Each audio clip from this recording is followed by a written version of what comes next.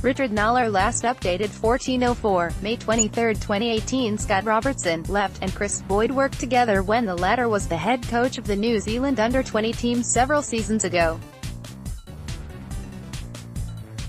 Opinion: two of the more interesting characters in New Zealand rugby will sit at the Super Rugby poker table in Christchurch on Friday night. Representing the Crusaders will be Scott Robertson. Across from him will be Chris Boyd from the Hurricanes. Let's start with Robertson.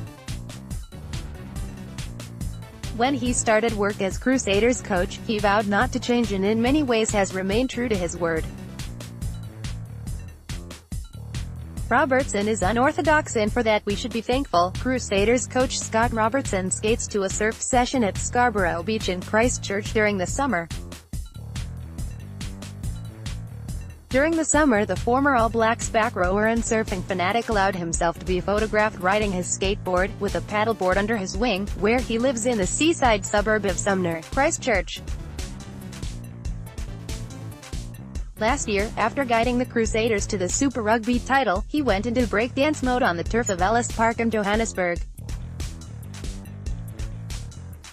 For more, 28 Black Ferns contracts awarded, Taufu it can shake up the abs, Cully origin attitude Cooper's problem, Sopoaga artificial rugby pitches, ouch, McNichol Perry injures hamstring at camp. Former Chiefs coach Dave Rennie didn't always see eye to eye with the NZ Rugby power brokers.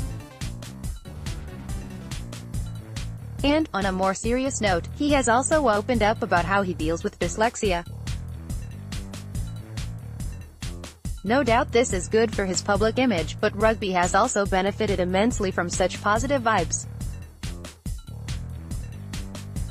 Robertson has proved successful coaches can also be colorful and quirky.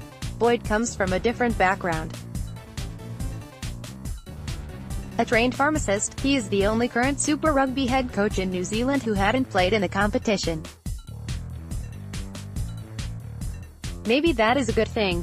It means he hasn't been filtered through a system that, from early adulthood, doesn't actively encourage anyone to offer a dissenting voice. Many rugby players are decent people. But some, when they get a microphone waggled anywhere near their faces, offer the bare minimum in terms of sound bites. It's excruciating for all involved. And that's a shame, because it gives self-appointed snobs in the wider community reason to say rugby attracts dim-witted oafs. Which is simply untrue. Not that Boyd tumbles into the trap of being too afraid to stick up for himself. At the end of the season, he will surrender his laptop to the Hurricanes administrators, sweep out the office and transfer his intellectual property to English Premiership club Northampton.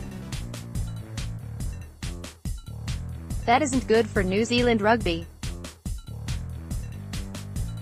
How can it be? Boyd clearly knows his beans in terms of coaching, with previous coach Mark Hammett having done much of the dirty work by forcing a dramatic culture change at the Hurricanes. Boyd got the team to the final in his first year in charge in 2015, won the title the following season and reached the semis last year.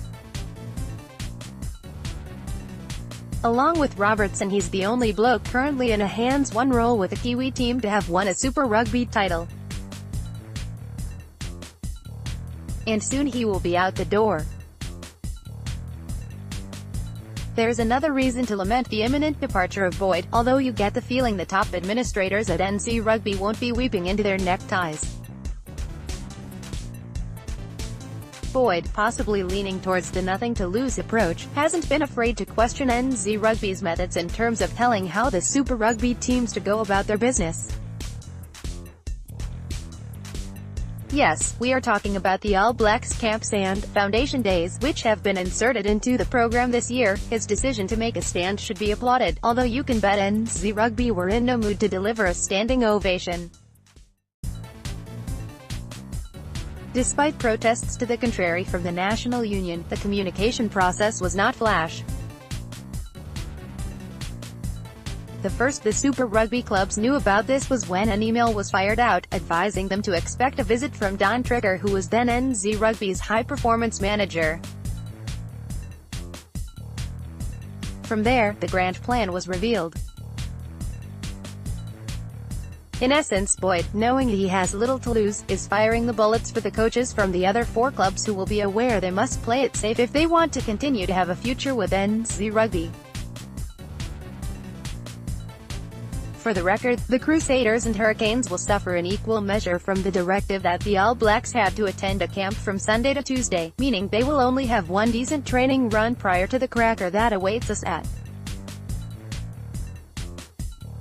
Ami Stadium on Friday night. In rugby circles, it was also no secret that former Chiefs coach Dave Rennie wasn't afraid to speak his mind, and the heavy hitters at NZ Rugby weren't terribly sorry when he joined Scottish club Glasgow Warriors last year. There is a real danger the celebrification of NZ Rugby will result in a lack of scrutiny, and as a consequence, undermine Super Rugby coaches and what they are trying to achieve. Rugby in this country needs people like Boyd, Rennie and Robertson. It needs characters and men who are not afraid to stand up for the little bloke. There is a risk the game in this country will be poorer without them. Stuff.